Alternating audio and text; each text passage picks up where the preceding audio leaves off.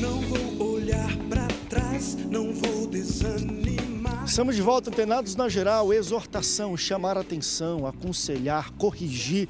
Isso, claro, são papéis do pastor, de um líder, mas também é o papel dos membros da igreja. Se você está vendo um irmão, e o pastor ele não é onipresente, ele não pode estar em todos os lugares ao mesmo tempo. Então, se você tem um ensinamento, está vendo algum irmão fazendo algo diferente, chega, irmão querido, claro, você tem que entender o jeito. Aqui a gente teve no primeiro bloco, o irmão que falou, olha, eu vi o cara quase saindo no tapa e fui corrigir ele. A gente também tem que ser sábio nisso. Se o cara já está saindo no tapa, quase na rua, por causa de uma briga de trânsito, você ainda vai chegar, ei, tu tá errado, é pecado. Você tem que chegar com calma, falar, calma, irmão, vamos tomar um refrigerante ali. Você não vai querer corrigir ele ali, porque ele já está com os nervos à flor da pele. Então a gente também está falando agora nesse segundo bloco, qual é a melhor maneira, quais são as maneiras que a gente vê na Bíblia e hoje em dia nas igrejas para o uso da exortação e como usar isso com sabedoria. E aí eu volto para Você veja, por exemplo, que ele citou o caso de Davi e Natã e a sabedoria, né, de Natã ao exortar o rei Davi. E você citou um outro caso referente a pessoas que não têm uma vida condizente, um caráter ilibado, um caráter nobre, e de repente ela cisma de exortar uma outra pessoa, a outra pessoa lança... Não tem credibilidade. Exatamente, não tem credibilidade, e a pessoa lança no rosto dela, quem é você para estar me exortando? E esse é um caso clássico que aconteceu com o próprio Moisés em relação ao egípcio. Ele mata um egípcio, enterra o corpo, alguém vê... Daqui a pouco ele entra numa questão de dois lá, e aí alguém diz para ele, quem te constituiu juiz para discutir essa questão com relação à Bíblia? Mas fundamentado no que ele havia visto, certo? Perfeito. Então eu penso que essa questão de exortação, esse programa é muito importante, porque tem pessoas intransigentes, pessoas que se acham altamente espirituais, pessoas que se acham mais zelosas e santas do que absolutamente todo mundo na igreja, e elas são intransigentes, elas se infiltram em áreas que, na verdade, diz respeito ao pastor para estar exortando A, B e C, quando, na verdade, isso não é função dela. Você está entendendo? Aí as pessoas já criam uma certa ojeriza dessas pessoas e as evitam. E elas ficam sem raio de ação no meio do povo. Então, eu acho que o exemplo que ele citou de Davi é um exemplo extremamente importante para se avaliar nesse contexto de exortação. Até porque exortar um rei, o rei podia, mata ele. Tinha poder, por isso que ele chegou, deixa eu chegar pelas beiradas, né? E como fala de mineiro, eu vou chegar quietinho pelo cantinho e vou contar uma história na beirinha. E olha, o que você faria com alguém? Aí eu matava. Então esse é você. Ele foi muito sábio nesse sentido. Mas é interessante também a gente falar, o pastor Samuel levantar algo que eu acho que é primordial no nosso debate, a gente tem que abordar também agora, junto com essa questão de como abordar, é o seguinte. Tudo bem, você viu alguma coisa de errado? Você tem credibilidade para chegar com a pessoa e falar? Porque é muito fácil ver o erro das outras pessoas, mas de fato, quando a gente vê biblicamente como é usada a exortação, as pessoas que exortavam as outras eram pessoas altamente credibilizadas diante da... Então assim, era uma pessoa que tinha muita credibilidade, falava, olha, você está errado. Quando o cara não tem credibilidade nenhuma, não tem vida com Deus, ele vai querer dar uma de santarrão, aí dá aquilo, opa, calma aí. Você querendo me corrigir, causa esse tipo de resposta das pessoas, né, pastor Joel? Eu não sei esse caso dessa festa, se esse jovem era visitante, né? Dessa festa aí que você falou. Mas tem casos que nós conhecemos a nossa ovelha, que no momento a gente não pode dar aquela palavra de exortação, porque de repente a gente perde aquela ovelha. Então o que vai acontecer? Nós vamos deixar passar um exemplo. Lá, pelo menos meu costume é esse, porque eu vim dessa origem.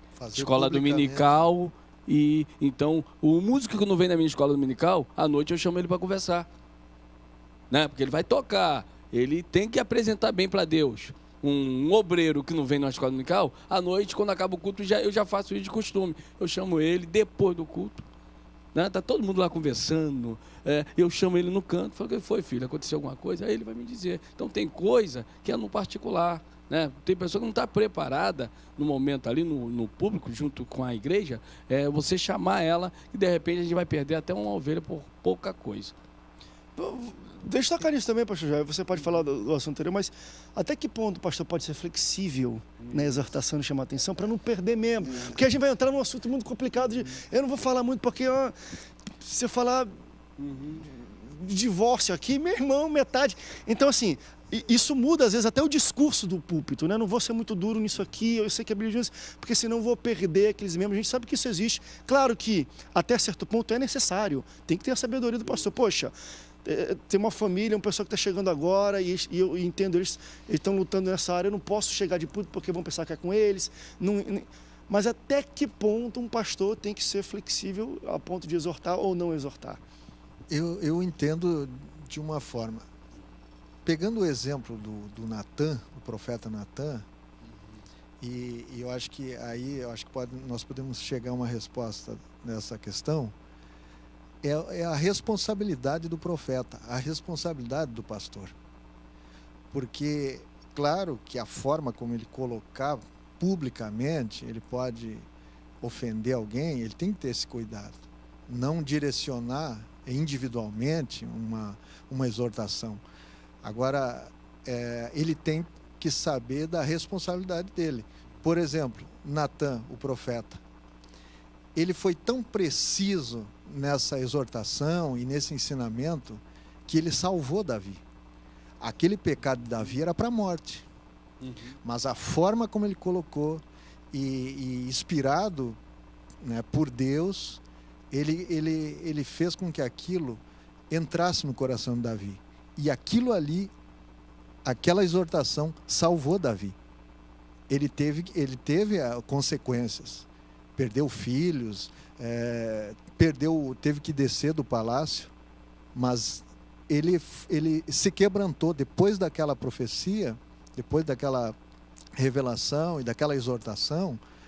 Ele se quebrantou e passou pela prova, mas ele foi restituído, porque ele teve um coração quebrantado. E aí é o segredo para quem está sendo exortado e para quem está sendo ensinado.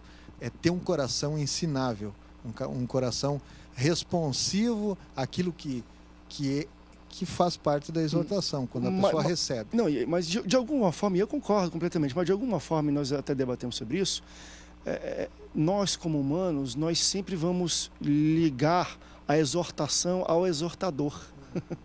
Então, se é uma pessoa que não tem credibilidade, embora esteja falando a verdade e a correta, a gente tem a tendência de não aceitar. Porque parece que, poxa, um cara que eu conheço que não tem vida com Deus, o cara vem falar, vem querer me corrigir. E eu sei que é errado isso nosso, mas nós fazemos uma ligação direta de quem é que está exortando, quem é essa pessoa para falar isso para mim. Então nós temos que ter, de fato, aquilo que o pastor João, um coração exortável, se é que existe essa palavra, mas que possa ser corrigido. Embora seja uma pessoa que não tenha credibilidade para nos corrigir, mas se o conteúdo do que ela está falando, de fato, vem contra aquilo que a gente fez, meu irmão, não interessa quem seja, tá? É correção. E, por exemplo, se nós olharmos para a vida dos profetas, e a vida do Natan, os profetas eles ficam em lugares altos. E às vezes, a vida deles é uma vida de reclusão espiritual. Mas eles, quando desciam para falar para o povo, eles desciam com credibilidade espiritual, e o que eles falavam tinha consequências. Então, essa é uma questão. Agora, quem está exortando, ele tem que ter uma respeitabilidade espiritual, né, para que possa ser ouvido. A importância de ver a exortação, como Paulo externa em Romanos capítulo 12, verso 8, como um dom. Porque quando é dom que a pessoa recebeu da parte de Deus e do Espírito Santo, obviamente que o Espírito Santo vai acabar concedendo sabedoria. Perfeito. Sabedoria para se dirigir. E quem tem a exortação como um dom, também, obviamente, que já sabe que tem o dom de exortar, ele já vai entender o que Jesus disse: assim resplandeça a vossa luz diante dos homens, para que vejam as vossas boas obras e glorifique o Pai que está no céu. Então o indivíduo já vai se preocupar com o seu testemunho, com o seu caráter, porque ele sabe que tem o dom de exortar. E, obviamente, que na medida que você exorta, a Bíblia diz que com a mesma medida que você mede, você será medido. Você está medindo para lá, obviamente alguém está te medindo aqui. Então é hiper importante esse ponto ser abordado. E, por outro lado, quem não tem o dom e que resolve tramitar nessa área de exortação, aí ela começa a trazer problema de relacionamento interno na igreja, porque ela não tem o dom. Ela está fazendo ou ela está desenvolvendo uma atividade que Deus não a confiou. Você tá entendendo? Por isso a Bíblia diz para a gente que quem recebeu o dom de exortar, exorte, use esse dom. Você está entendendo? Então eu acho que deve se destacar esses dois pontos aí. A pessoa que tem o dom, o Espírito Santo vai capacitar, vai dar sabedoria, até vai ser elegante na maneira de entrar em determinadas áreas. E não é todo pastor que tem o dom de exortar. Aí entra a questão que você acabou abordando. Também assim, André, por exemplo, verificar o objeto, né, realmente da exortação. Pelo que eu vou realmente estar exortando alguém, né? Faz sentido realmente? É relevante, né? Por exemplo, eu tenho uma luta muito grande porque nós temos muitas coisas relacionadas à tradição, a costumes, né? A Assembleia de Deus tem muito isso. A gente procura assim, se desvencilhar disso aí para ficar com aquilo que é doutrina mesmo, com aquilo que a Bíblia realmente, né, tá te dando um respaldo para dizer assim, olha, por essa causa aqui, por esse assunto, por esse tema, vale a pena você ir lá, né, confrontar, vale a pena você realmente comprar aquela briga, né, com aquela ovelha, com aquele grupo ali, né, para tratar daquela ferida, tratar daquela situação, porque aí a gente consegue já resolver boa parte daquela situação que você perguntou, né? Até que ponto você vai conseguir realmente cuidar, tratar daquela ovelha, ou então espantar de vez, né? Mas quando a pessoa vê ali, realmente, se é ovelha, né? E ela percebe que você está realmente preocupada com a vida espiritual dela e que você está realmente indo ali numa coisa que é relacionada a uma ferida espiritual, um pecado mesmo, e não coisas relacionadas a costumes, a tradições que você, na verdade, não vai conseguir nem respaldo bíblico, né?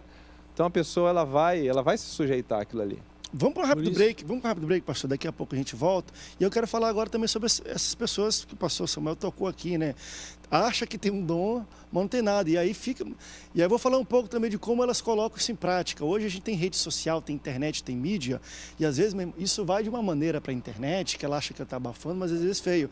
Certa vez eu estava... Ela acha que é anônimo, eu peguei uma exortação, tão interessante isso.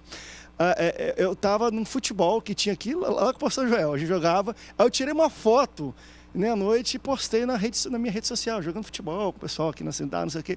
Aí entrou um presbítero lá, meu irmão, que um homem começou que não sei o quê, e enquanto você está aí chutando esse pedaço de couro com ar, milhões de vidas estão apodrecendo, indo para o inferno, não sei o quê. Aí entrou um irmão, acho que para proteger embaixo. Enquanto o André está lá, esses vídeos estão indo para o inferno, você poderia estar pregando? Não, você está aqui no Facebook profetizando e exortando ele, né? Então temos isso, a gente tem gente que acha que sabe exortar e Deus... E vai no Facebook, sai mandando para... Quem nunca foi exortado no Facebook, que eu tirei a primeira pedra aqui. Eu vou falar um pouco sobre isso também, porque passa um mau testemunho. O cara exorta. Pense que não, o Facebook, rapaz, ele é melhor às vezes do que vida de igreja, porque você está exortando, mas tem um link à sua foto. Aí a gente clica na sua foto e vai ver suas fotos. Aí você tá... Eu vi uma vez um rapaz querendo me corrigir, filho de pastor, não sei o que, quando eu clico, o garoto na noite, com foto com cervejinho. Rapaz, quem é esse garoto aqui? Vamos pro rápido... Tá vendo? Como a gente liga a exortação ao exortador? Vamos pro rápido intervalo. Daqui a pouco a gente volta, vai ficar quente o negócio aqui. A gente volta já, não sai daí.